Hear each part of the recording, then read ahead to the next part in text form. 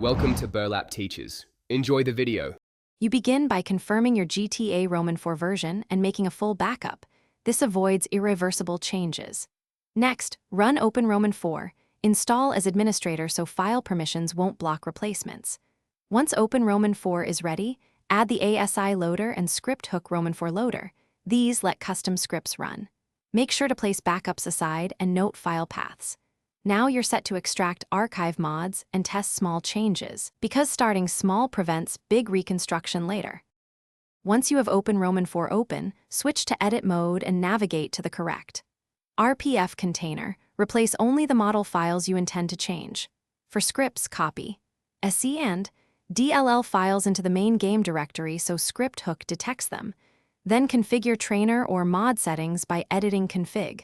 Ini or keybind files save backups of defaults. You should test each mod independently.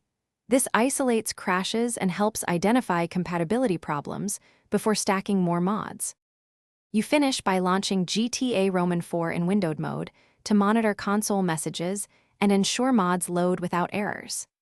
If the game crashes, remove the most recent mod, restore the backed up files, and confirm you installed required dependencies like Visual C++ redistributables.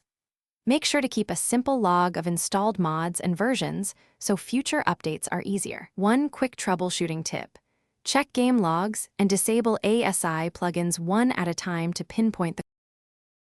Thanks for watching. Consider subscribing if this video helped you.